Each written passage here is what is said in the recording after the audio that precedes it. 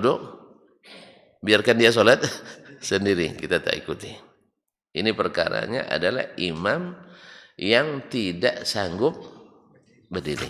Jelas? Ya sebab ya. Jangan nanti mentang-mentang jadi imam sehat walafiat, habis itu sholat duduk semua katanya. Enggak. Jadi imam yang tidak sanggup berdiri, kan jelas kronologinya. Semua yang dilakukan Nabi, dia sholat duduk jadi imam ini, baik dalam hadis Aisyah dan Anas ibn Malik, ada dalam kondisi tidak sanggup berdiri. Nah, tidak sanggup berdiri. Nah, cuma salahnya makmum yang di belakang, mereka sanggup berdiri? Sanggup. Nah, apakah mereka ikut imam? Karena imam, innama ju'ilal imam liyu'tamma bihi. Karena imam itu diangkat untuk diikuti. Baik imam yang sifatnya imam pemerintah, waliul amri, maupun imam dalam solat kita. Karena kaitan keduanya sangat erat. Di mana solat di belakang imam, waliul amri, sekalipun fasik itu tetap wajib. Tetap wajib. Nah, ma'asyiral kiram yang dirahmati Allah. Nah, sekarang dia jadi imam, diikuti sesuai dengan perintah Nabi. Innama ju'ilal imamu liyu'tamma bihi. Imam diangkat untuk diikuti. Sekarang dia duduk. Masa kita berdiri? Apalagi ada dalam hadis, beliau perintahkan untuk duduk. Dan disebutkan alasannya, ilahnya adalah jangan seperti orang-orang Persia terhadap raja-raja mereka. Mereka selalu berdiri menghadap ke rajanya. Sedangkan Nabi SAW melarang itu. Makanya dikatakannya, apabila kalian dapatkan imam kalian sholat dalam keadaan duduk, maka wasallu qu'udan ajma'in. Maka sholatlah dalam keadaan duduk semuanya, supaya tidak berbeda dengan imam. Supaya tidak berbeda dengan imam. Ini pendapat atau riwayat yang pertama. Kemudian yang selanjutnya, nah, wahada mithlu kemudian dalam hadis Anas Aisyah, kemudian Imam Asy-Syafi'i rahimahullah taala menyebutkan, wa akhbarana Malik, Imam Malik menceritakan kepada kami hadis ini, an Hisham ibn Urwah, dari Hisham ibn Urwah. Hisham bin Urwah ma'ruf, adalah sahabat Nabi, sahabat anak dari Urwah ibn Zubair, dan Urwah anak dari Zubair ibn Al-Awwam Al-Asadi, salah seorang sahabat yang dijamin masuk surga. Saya 10 sahabat yang masuk surga. Dan anaknya Urwah adalah satu dari 7 fuqaha Madinah di masa tabi'in. Di Madinah itu penuh dengan fuqaha, tapi yang paling terkenal dan kesohor adalah 7 orang. Salah satunya adalah Urwah ibn Zubair. Seperti doanya, masih ingat doa di dalam Hijr Ismail. Ada 4 orang yang berdoa. Urwah berdoa supaya ilmunya diwarisi. Alhamdulillah, Allah berikan dia ilmu yang diwarisi sampai hari ini. Semoga Allah memenuhkan beliau dengan rahmatnya. An abihi, Hisham bin Urwah meriwayatkan dari bapaknya Urwah bin Zubair, anna Rasulullah sallallahu alaihi wasallam kharaja fi maradihi, bahwa bahwa Nabi sallallahu alaihi wasallam keluar dari rumahnya ke masjid di waktu sakitnya. Dalam riwayat lain dijelaskan waktu sakit menjelang meninggal, seperti dalam riwayat Muslim. Fa ata Abu Bakrin wa huwa qa'imun yusalli bin nas. Lalu dia datang mendekati Abu Bakar yang waktu itu jadi imam. Abu Bakar jadi imam. Fastakhara Abu Bakar. Melihat Nabi sallallahu alaihi wasallam datang, berarti Abu Bakar merasa kedatangan Nabi apa enggak? Enggak khusyuk salatnya. Hah? Ya, kalau Abu Bakar enggak khusyuk kah? Tentu Pak Bakar lebih enggak khusyuk. Jadi khusyuk itu bukanlah artinya tidak mengetahui apa yang ada di sekeliling. Karena baginda Rasulullah sallallahu alaihi wasallam sayyidul khashi'in, orang yang paling khusyuk salatnya, tetap merasakan apa yang terjadi di sekelilingnya. Maka kan tidak syarat khusyuk, ya, tidak menjadi syarat khusyuk tidak menyadari apa yang ada di sekitar kita. Adapun yang diriwayatkan dari sebagian ulama, ada yang diriwayatkan seperti kalau kita baca dalam Hilyatul Auliya Imam Abu Nuaim, ada di antara mereka yang salat runtuh masjid dia tak tahu. Gitu. Masjid runtuh dia enggak tahu. Nah, saking khusyuknya.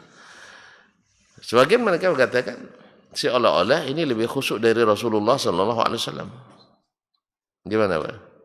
Lebih khusyuk dari Nabi? Nah. Karena khusyuk itu tidak mesti menghilangkan rasa.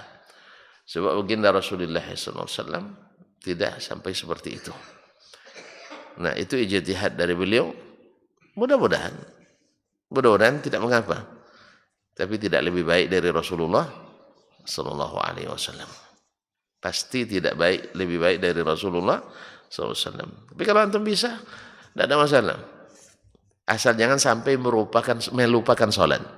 Nah, saking khusyuknya lupa salat. Nah, ada sebagian saking apanya, boleh enggak salat apa sebab saya sedang berzikir. Sebab zikir atau selawat lebih afdal dari salat.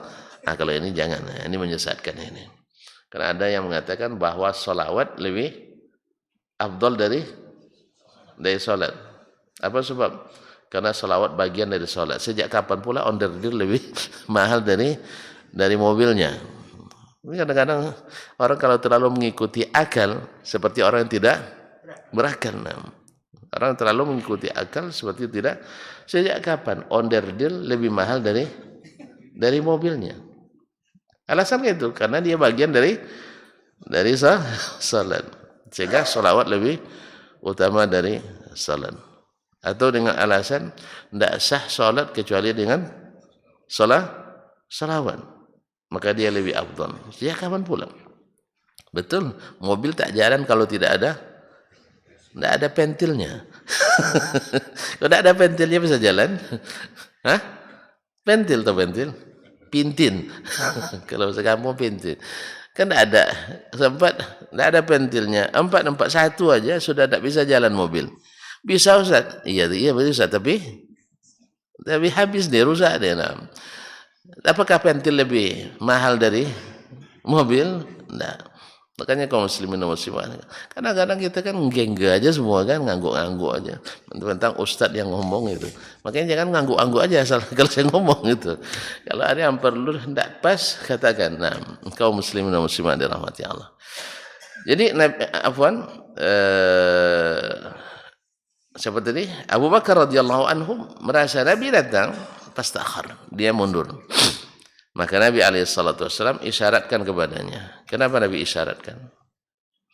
Karena dia tidak kuat lagi ngomong. Tidak kuat karena sakit. Nah, atau kemungkinan lain bahwasanya supaya tidak mengganggu yang lain. Jadi asyara ilaihi, atau karena dia sudah dekat. Asyara ilaihi an makanak. Tetap an kama anta, tetap pada posisimu. Fajalasa Rasulullah sallallahu alaihi wasallam ila jambi Abi Bakar. Lalu Rasul duduk di samping Abu Bakar. Kenapa dia duduk? Tidak sanggup berdiri. Karena biasanya Nabi selama ini tidak pernah duduk. Kecuali ketika tidak sanggup. Jelas? Maka ketika dia tidak sanggup berdiri, maka dia duduk. Di mana duduknya? Di posisi kiri. Berarti kalau dia di kiri, jadi apa dia? Hah? Imam atau makmum? Antum tahu dari mana? Iya, kalau di sebelah kiri. Hah? Jadi imam. Masya Allah. Boleh makmum mengganti imam? Hah? Boleh pun enggak makmum mengganti jadi imam? Boleh sekali, kenapa enggak? Apalagi memang Nabi asalnya imam. Asalnya imam. Ini misalnya Misalnya bila imam terlambat, saya maju. Baru saya Allahu Akbar, datang imam.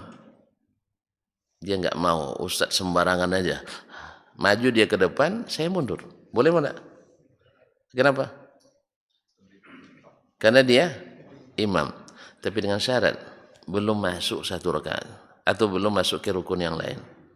Tapi kalau sudah masuk ke rukun yang lain, tahan dulu, mam. Karena itu sudah, kalau ada jalan mobilnya, boleh. Sedang berjalan, ganti sopir boleh? Kecuali memang berhenti mobilnya. Habis wudunya, tidak tahan wudunya. Wudunya rupanya untuk satu rakaat aja. Wudunya hanya untuk satu rakaat. Batal wudunya. Lalu dia pergi. Dia dua pilihan. Pilihan pertama, suruh jemaah menunggu. Ya, menunggu. Dia pergi wudu. Kalau sekarang kayaknya tidak bisa. Nanti pada berembuk mereka, maju gitu. Lama sekali ini imam. Maka sekarang mungkin pilihan kedua al-istikhlaf, yaitu makmum maju. Ya, makmum, makanya ada imam apa istilahnya, imam cadangan ya, imam cadangan. Atau siapapun yang dekat dengan imam, makanya yang di belakang imam mesti yang bisa menggantikan, kalau bisa ya, adalah orang-orang yang hafalannya bagus dan setidaknya bisa dia di saat imam berhalangan dia bisa menggantikan. Harus di belakang itu. Ma'asyiral kiram ya rahmati Allah Subhanahu wa taala. Nah, sekarang Abu Bakar baru saja takbir. Nah, di sini dalam kondisi seperti ini boleh makmum lebih duluan takbiratul ihram dari imam. Dia belum masuk ke rukun yang lain, baru takbiratul ihram. Jelas berarti? Jadi dalam kondisi seperti ini, bila imam yang asal datang, maka boleh dia menggantikan. Karena ini kan bukan imam asalnya kan? Bukan imam. Karena zaman Nabi ada imam cadangan. Masa Nabi ada imam cadangan? Entah. Nabi yang selalu imam. Karena Nabi tidak tergantikan. Tapi ketika dalam kondisi sakit, atas perintah beliau disuruh Abu Bakar. Kan dalam kisah sebelumnya disebutkan bahwa Abu Bakar sebenarnya tidak mau, atau istrinya Nabi SAW yang notabene anak Abu Bakar berkali-kali melobi Nabi SAW, jangan bapak saya. Sebab apa? Abu Bakar itu kalau baca Quran nangis terus. Masya Allah. Memang orang hebat itu selalu nangis baca Quran. Nah, kalau kita sekarang kalau suruh baca Quran nangis, itu yang jadi orang hebat. Suruh baca Quran nangis nih. Nah, jadi makanya kaum muslimin dan muslimat dirahmati Allah, ini kalau nak cari pemimpin, cari yang nangis baca Qurannya. Jangan yang nangis bila disuruh baca Quran. Nah, sebab apa? Kaum muslimin dan muslimat dirahmati Allah, kita dah puas dengan janji-janji peningkatan ekonomi, dah losi kita. Ya kan? Dah jemu kita. Meningkat ekonomi. Utangnya meningkat, bukan ekonomi yang meningkat. Iya dah. Saya baca yang orde baru aja. Orde sekarang nanti banyak tersinggung nanti. Ya, orde baru. Soeharto berhasil menjadi macan Asia waktu itu. Indonesia kan disebut dengan macan Asia ya. ASEAN maksudnya. Tahu enggak teman-teman, peningkatan ekonomi per tahun berapa? Paling tinggi 7,5%. Tahu enggak selama beliau memerintah berapa persen tambah utang? Enggak tahu juga? Enggak usah tahu, Pak. Oh ya, nanti kalau Bapak yang tahu nanti dendam kesumat. Saya karena orangnya pemaaf, saya tahu gitu. Enggak dimaafkan gimana juga kita, enggak punya apa. Ya, utang tambah 11.000%. Untuk menaikkan ekonomi 7,5%. Untung atau rugi? Untung atau rugi? Enggak tahu tuan-tuan. Saya coba contoh konkret lah. Jangan ngurus negara, kita sendiri. Saya berdagang dengan modal 10 juta. Masya Allah, 10 juta di awal tahun ini. Hitung dari sekarang ya. Tahun depan saya dapat, Masya Allah, aset saya naik jadi 50 juta. 50 juta. ternyata hutang saya untuk modal usaha ini dari kemarin 10 juta, saya berhutang di bank 150 juta. Gimana? Rugi apa untung? Rugi. Iya, memang nampaknya aset saya naik dari 10 juta jadi 50 juta. Ternyata untuk dapat 50 juta ini utang 150 juta. Yang 100 mana? Itu yang saya makan. Supaya aset ini tetap terlihat bertambah. Makanya saya tidak percaya ke banci ekonomi. Serius. Ya, tentu percaya silakan. Apalagi kalau mau dikasih serangan subuh. Tapi katanya serangan zuhur lebih parah daripada serangan subuh katanya. Ya, ada istilah baru yang saya dengar. Serangan zuhur lebih parah dari serangan subuh. Apa tafsirnya? Saya tidak paham. Ya, yang paham awas saja, jangan kena serangan zuhur. Nah, kaum muslimin muslimat dirahmati Allah. Tapi kalau ada yang kampanye, saya kalau jadi pemimpin, saya akan nangis baca Quran atau nangis disuruh baca Quran, atau saya akan ajak masyarakat saya untuk istiqamah beragama. Ya, bukan campur-campur agama enggak. Ya, itu masing-masing istiqamah beragama. Karena yang bisa toleransi yang paling baik itu adalah masing-masing beragama menurut agamanya masing-masing. Tidak campur aduk. Kalau campur aduk pasti menghasilkan orang-orang yang tidak toleransi. Allah musta'an. Pemaksaan yang terjadi. Jelas?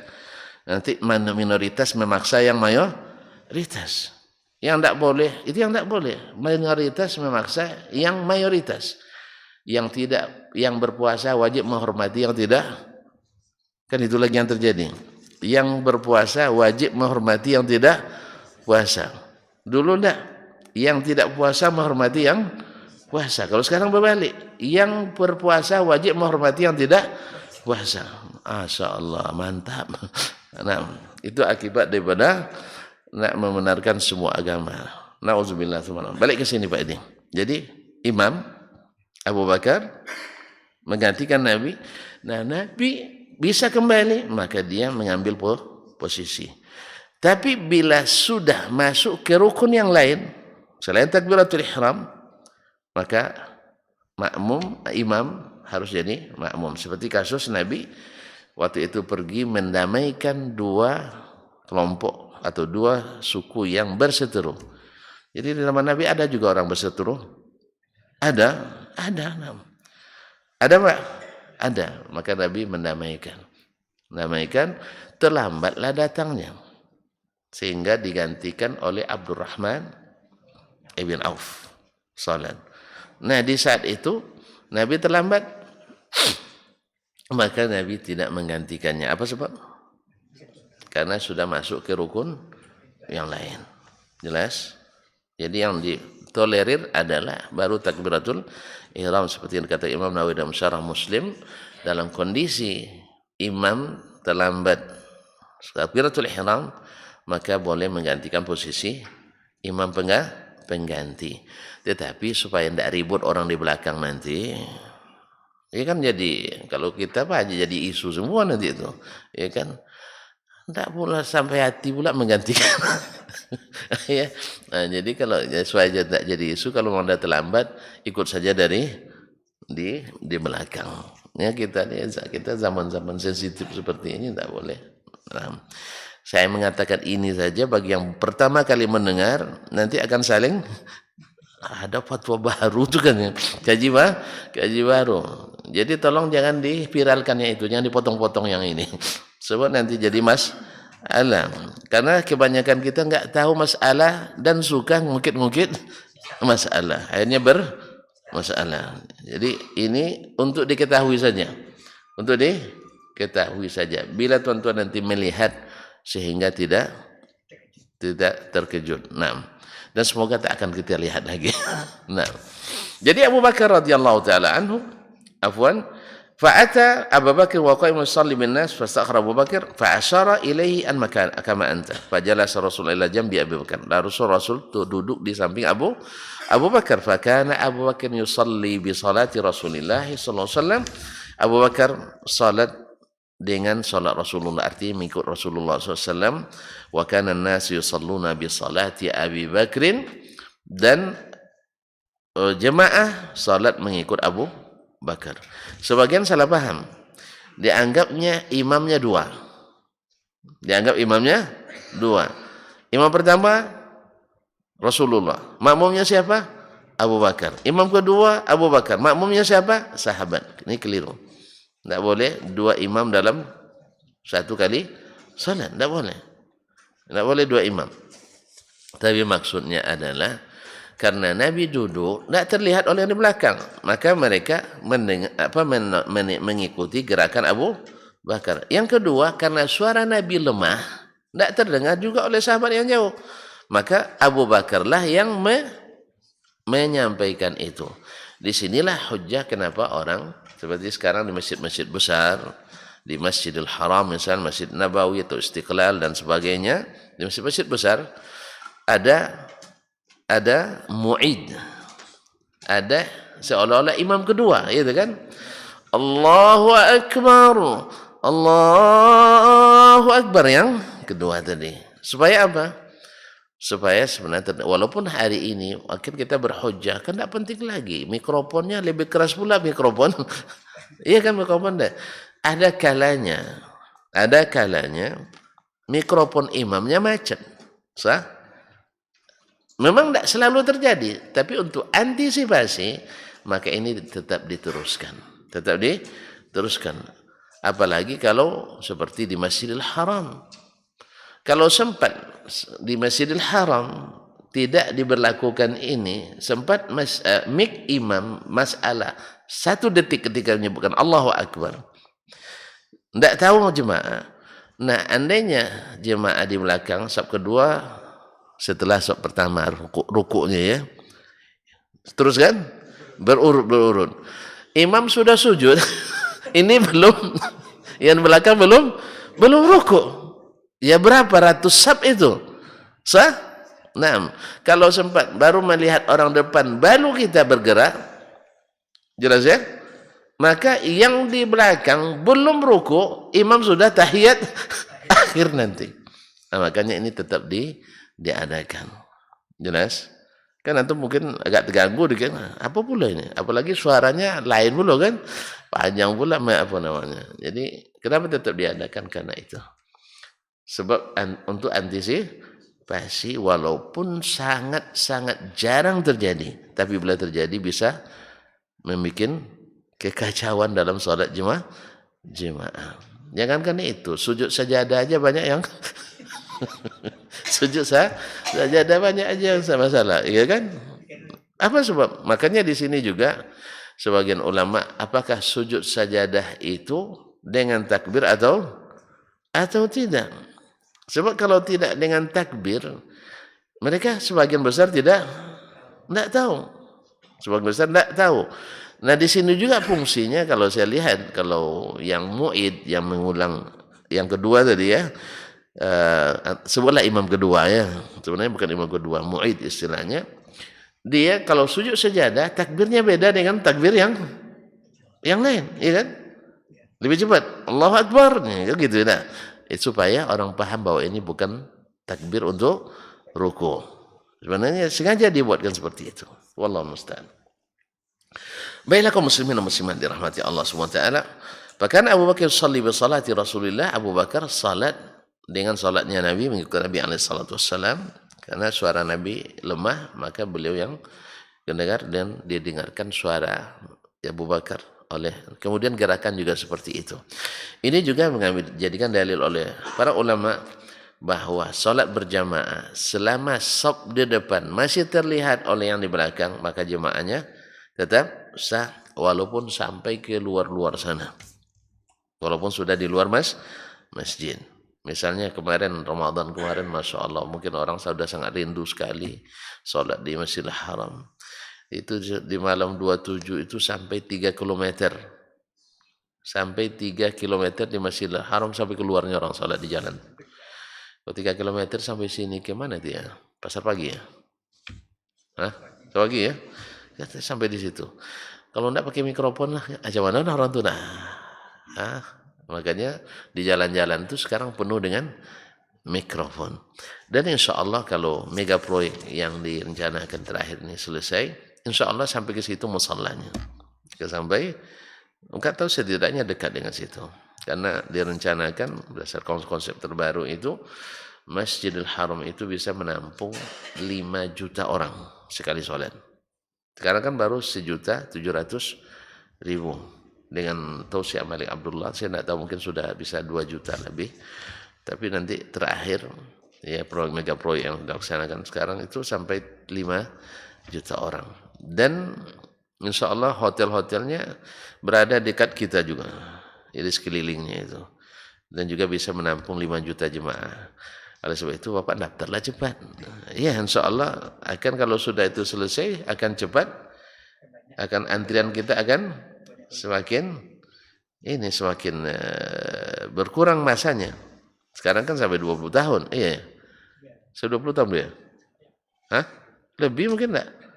Sampai ada yang bilang daftar tahun ini bisa tahun 2100 kalau haji. Kan 2100 boleh haji. Enggak apa-apa daftar aja lah. Allah Maha tahu gimana caranya kita nak. Yang penting kita sudah berniat. Ya Allah saya ada berniat. Mudah-mudahan nanti seperti tadi. Nah, pasti ada penyelesaiannya. Setidaknya kita sudah berniat. Masyaallah kiram dirahmati Allah. Nah, sekarang hadis ini berbeda dengan hadis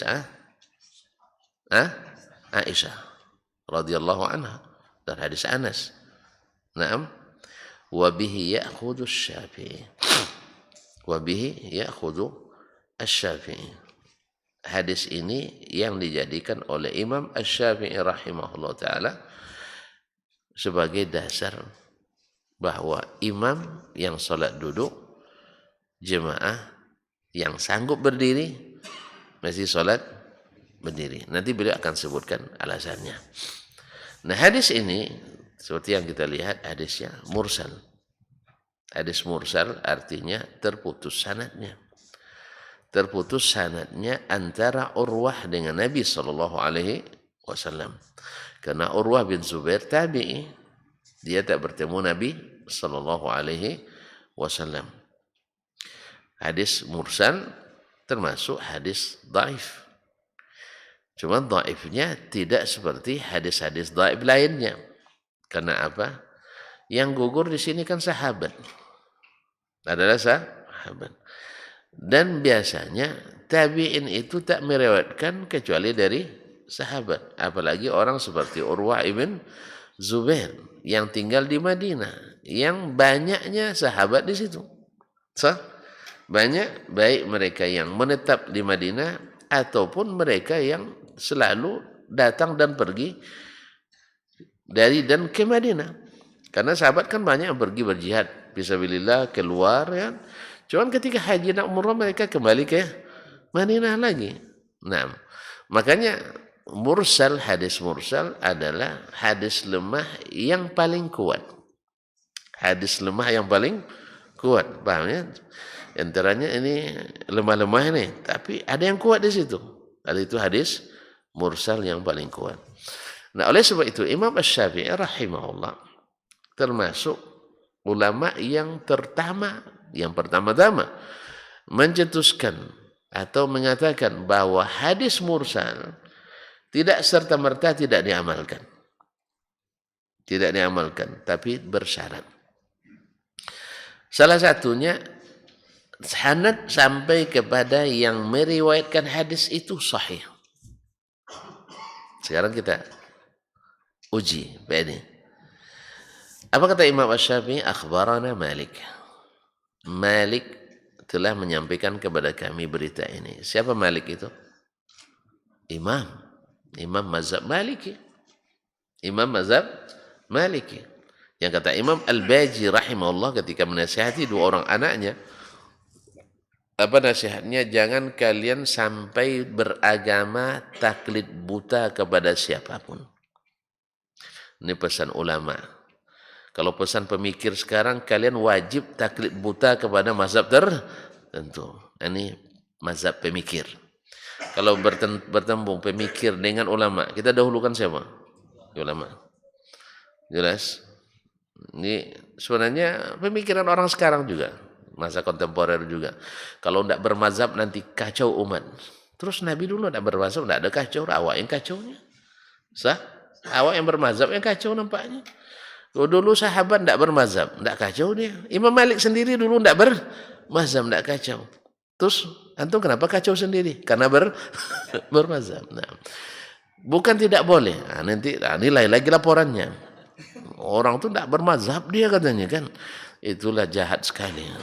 Itu nah, kena pakai rapotnya dilecut pakai lidi. Atau lidi, Pak. Ujung lidi pula lecut sama gurunya. Nangis dia. Nangis merau-rau pulang ke rumah. Lari-lari. Saya dipukul sama guru pakai bloti. Tahu bloti? Hah? Balok. Tentu dengar ayahnya, dengar anak yang tak pernah dia lecut saja. Dia lecut, dia pukul pakai bloti kan. Tak sempat lagi dia tengok anaknya. Dia ambil parang pergi lari ke sekolah. Mana Ustaz Sianu yang pukul anak pakai bloti? Lalu yang guru bilang, saya Pak. Mana blotinya? Ini lidi ini yang saya pakai. Nah, jadi kadang-kadang anak ini jangan terima langsung aduannya. Paham saya? Kadang pakai pistol air dibilangnya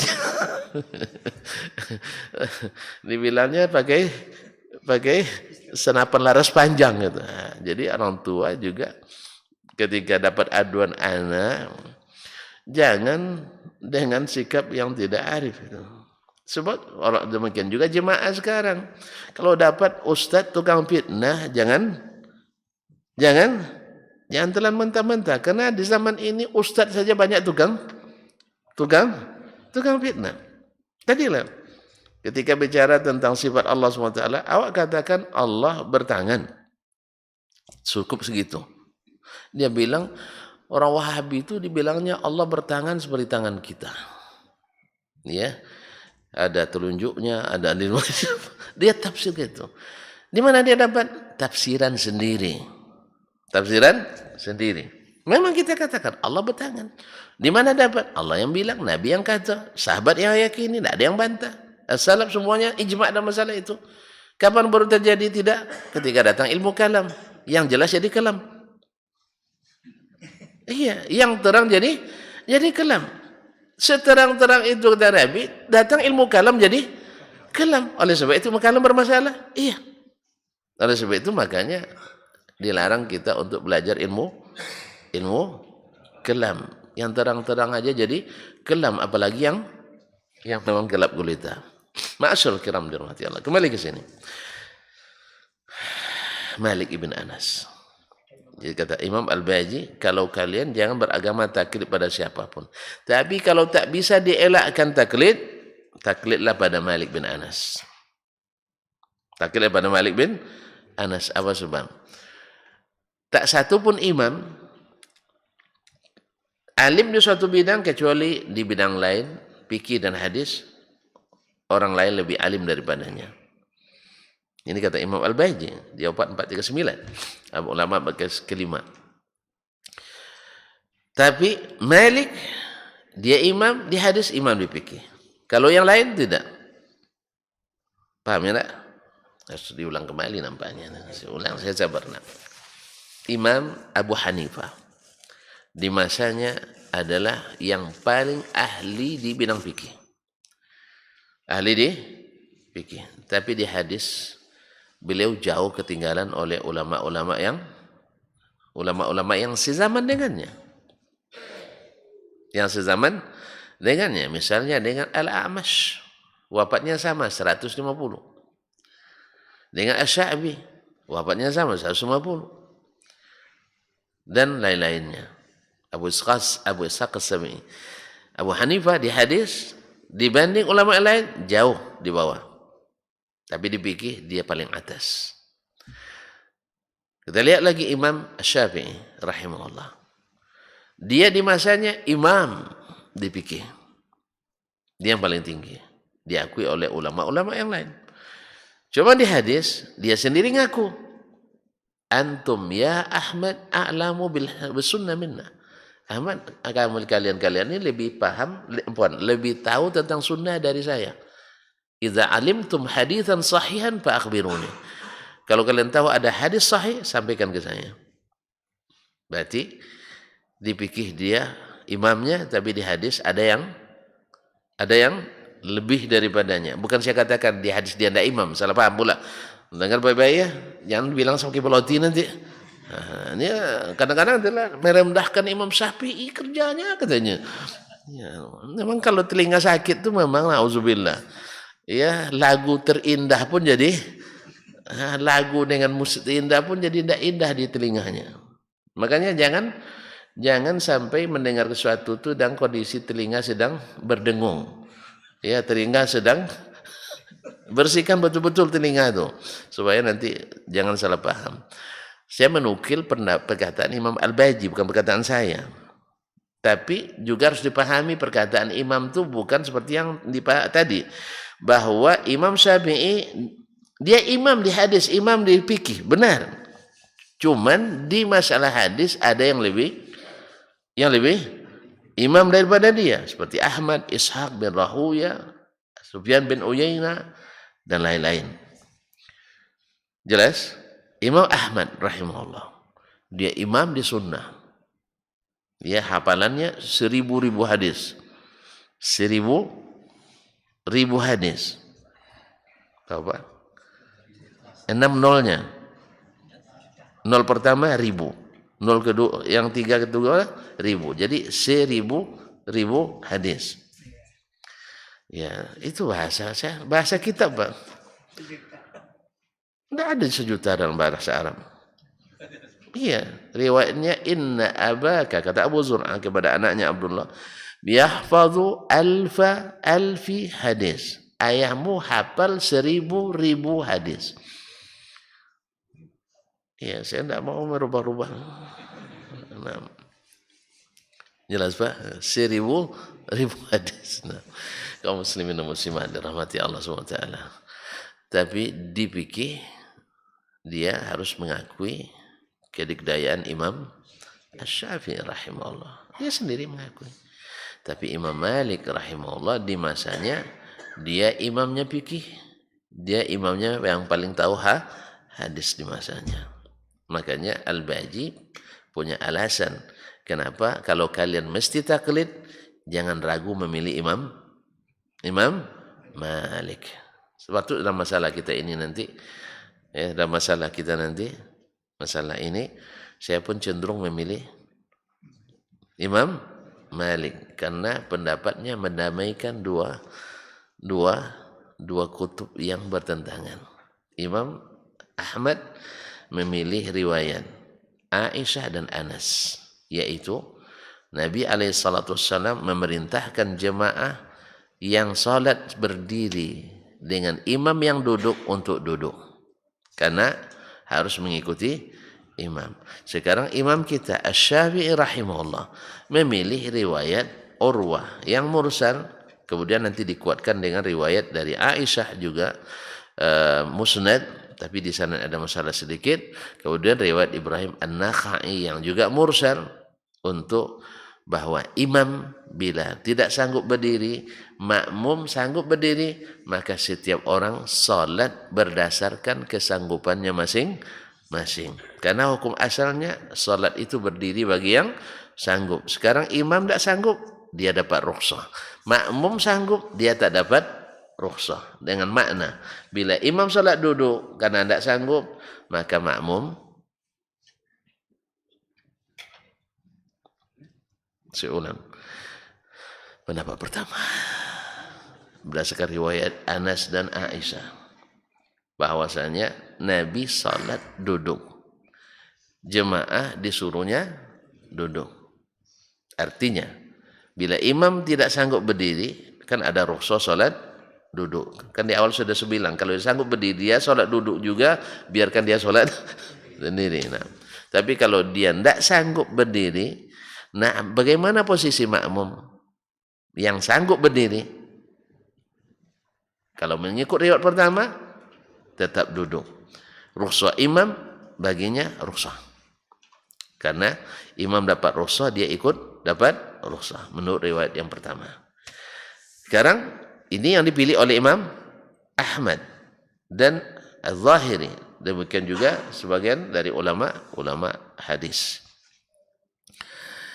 Kemudian riwayat kedua, dasar hadis Urwah yang baru kita bacakan, bahwa Abu Bakar tetap sholat berdiri. Nabi yang jadi imam sholat duduk. Jemaah yang sanggup berdiri tetap berdiri. Jelas? Dan ini terjadi di saat Nabi sakit menjelang meninggal. Berarti di akhir-akhir. Kalau tadi masih di pertengahan. Mana yang terakhir di antara dua hadis? Ini. Amalan terakhir Nabi di antara dua amalan itu yang ini. Maka Imam Asy-Syafi'i memilih pendapat yang kedua. Karena dia yang terakhir dilakukan Nabi SAW dalam sholatnya dalam keadaan sakit. Di mana Nabi tidak menyuruh jemaah untuk duduk. Jelas? Nah, jelas ya? Kalau jelas selesai kita. Kan targetnya supaya jelas. Sampai di situ baru jelasnya ya. Baik, kaum muslimin wa bihi ya'khudhu Syafi'i. Berkata Ar-Rabi' bin Sulaiman perawi kitab ini dari gurunya Imam Asy-Syafi'i. Inilah pendapat yang dipilih oleh Imam Asy-Syafi'i. Dan seperti itu pula dalam kitabnya yang lain seperti dan Ikhtilafu Al-Hadis. Nah, ini pilihan imam kita Asy-Syafi'i, bahwa bila imam tak sanggup berdiri, maka dia sholat duduk. Dan jemaah yang sanggup tetap sholat menurut kesanggupannya, yaitu duduk. Berdiri aja sanggup, apalagi duduk. Tetap berdiri. Tidak boleh duduk kecuali yang memang punya halangan seperti yang terjadi pada imam. Wa bihi ya'khudhu Syafi'i. Berdasarkan hadis Urwah ibn Zubair yang mursal tadi. Kita sedang mendeteksi hadis yang mursal tadi ya. Cukup tidak syarat untuk diamalkan menurut Imam Asy-Syafi'i rahimahullah. Kemudian kita kita lihat lagi dari siapa Imam Malik menceritakan, an Hisham bin Urwah. Dari Hisham bin Urwah. Hisham bin Urwah dalam penilaian ulama hadis termasuk rawi thiqah. Rawi thiqah. Apalagi riwayatnya di sini dari ayahnya Urwah ibn Zubair. Dia adalah salah satu dari 7 fuqaha Madinah di masa tabi'in. Jadi orang terbesar ya di masa tabi'in, di antara perawi hadis dan di antara ulama fikih. Nah, sekarang kalau kita lihat sanadnya sahih atau tidak? Sahih? Masya Allah. Tuan-tuan sudah jadi ahli hadis. Masya Allah bisa menilai sanad. Sanadnya sahih. Malik masyhur. Hisham thiqah. Urwah thiqah. Thiqah ya, bukan uang siko. Thiqah nam. Berarti sanadnya sampai ke Urwah yang merupakan mursil, yang meriwayatkan hadis mursal itu sahih. Ini syarat pertama oleh Imam Asy-Syafi'i dan diikuti setelahnya oleh para ulama mustalah hadis. Pada umumnya ulama mustalah hadis setelahnya mengikuti pendapat Imam Asy-Syafi'i mengamalkan hadis mursal dengan syarat ini. Di antara syarat yang disebutkannya, yang kedua adalah syaratnya adalah diriwayatkan dari jalan lain selain sanad ini, yang juga sahih, baik mursal ataupun musnad. Baik mursal artinya terputus guru sahabat, ataupun musnad disebutkan sahabatnya. Maka beliau menyebutkan qala wa zakara Ibrahim An-Nakhai, dan disebutkan oleh Ibrahim An-Nakhai.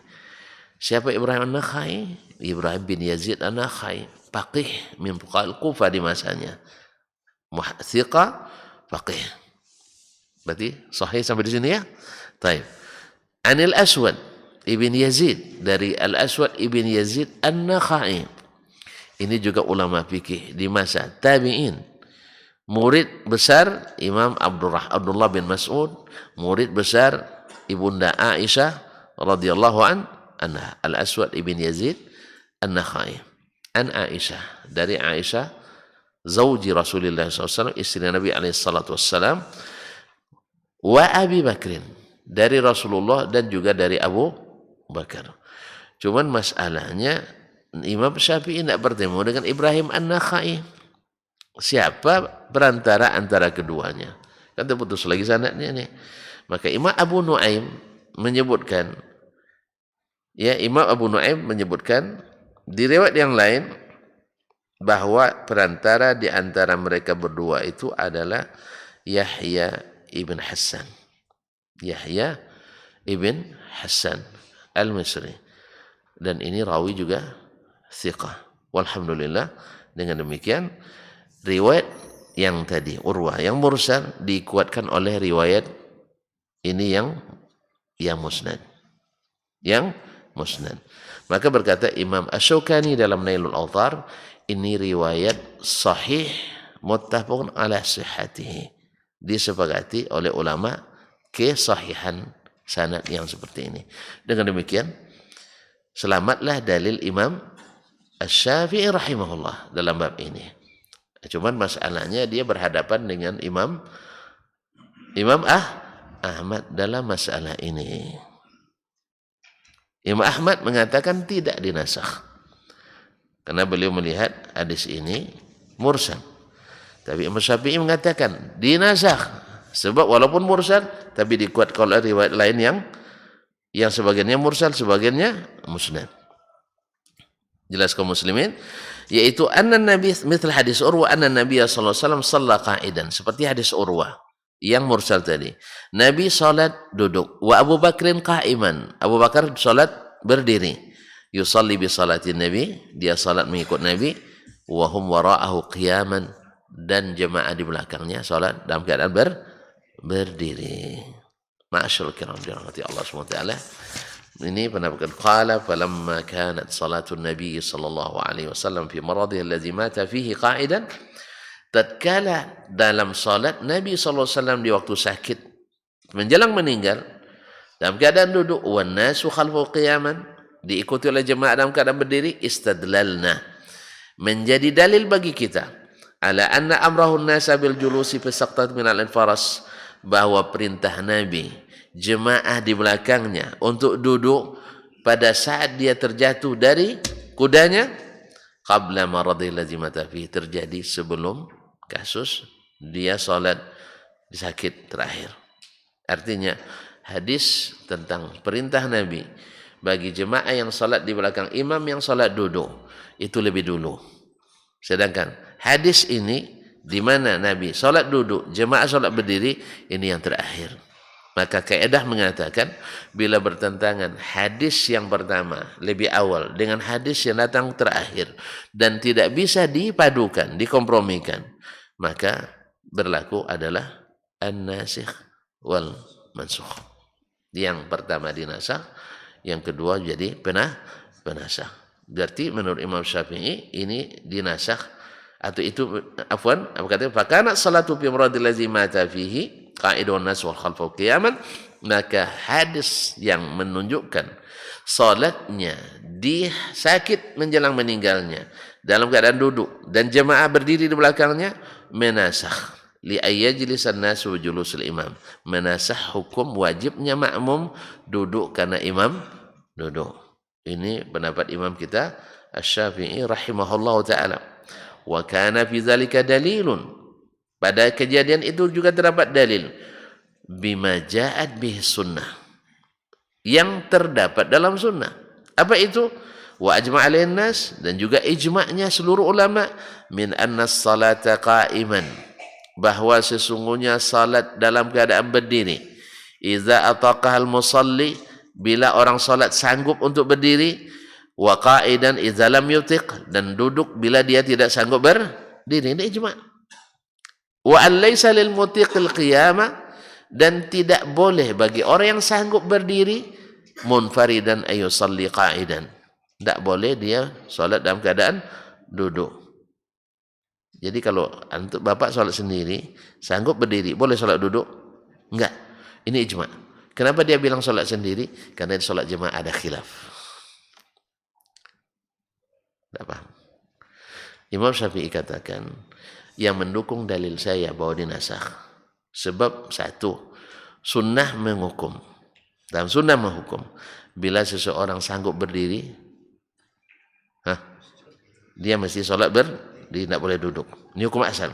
Dia kembalikan hukum asal. Dan juga ijma' seluruh ulama. Siapa yang sanggup berdiri tidak boleh sholat duduk. Kapan?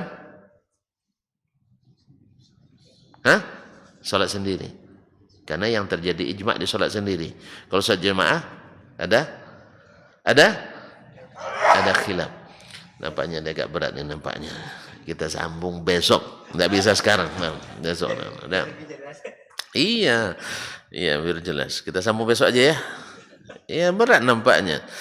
Tapi sudah mulai paham nampaknya ya. Insya Allah kita sambung besok. Kaum muslimin dan muslimat, ijma' terjadi bahwa sholat sendiri bagi yang sanggup berdiri tak boleh duduk. Tapi tidak terjadi ijma' bila sholat berjamaah. Karena tadi riwayatnya ada dua. Bila imam duduk, riwayat yang pertama mengatakan jemaah mesti duduk. Bila imam duduk, riwayat kedua mengatakan bukan boleh, wajib. Ini bukan boleh, tidak boleh nih Pak. Masalahnya sah tidak sah ini. Masalahnya. Sebab siapa yang, kan sudah ada mukaddimah dari awal, bahwa siapa yang sanggup berdiri lalu dia sholat duduk, sholatnya batal. Batal Pak. Tidak sah. Nah, cuman karena ada riwayat dari Aisyah dan Anas, Nabi menyuruh jemaah duduk. Berarti ada rukhsah. Cuman kalau ini selamat, tak ada riwayat Urwah ini dan Ibrahim bin Yazid An-Nakhai atau dari riwayat Aisyah yang lain yang mengatakan bahwa Nabi di akhir umurnya menjelang meninggal, makmum berdiri, dia sholat duduk, tidak ada masalah sebenarnya. Tapi ketika ada ini terjadi khilaf.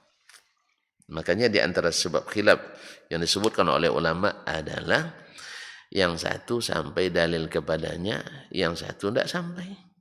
Sah? Maka terjadi khilaf. Atau yang satu memahami nasakh, yang satu memahami tidak nasakh. Jelas? Dan maka terjadi khilaf. Imam Ahmad tidak ada nasakh, ada bangnya. Nah, kan itu dia bilang, Syafi'i bilang, tengok dah dia angkat kan, tengoklah katanya. Ini yang terakhir itu lebih awal. Tidak mungkinlah. Ya ini sah juga dua-duanya. Itu jelas ya? Nah, sebab Imam Ahmad ketika mesti mengatakan duduk, tidak boleh dia berdiri. Imam Syafi'i ketika mengatakan boleh berdiri, tidak boleh dia duduk. Tidak boleh dia duduk. Bertentangan dua-duanya. Makanya kita perlu penengah. Insya Allah kita panggil kembali gurunya Imam Malik rahimahullah. Insya Allah besok kita panggil Imam Malik gimana caranya untuk menyelesaikan masalah ini. Jangan kemana-mana. Insya Allah kita akan kembali setelah pariwara. Setelah kita istirahat sepekan, insya Allah pekan depan dengan izin Allah SWT. Wallahu ta'ala alam wa sallallahu ala nabiyyina Muhammadin wasallam. Terima kasih dan mohon maaf. Subhanakallah bihamdik. Asyhadu an la ilaha illa anta astaghfiruka wa atubu ilaik. Wassalamualaikum warahmatullahi wabarakatuh.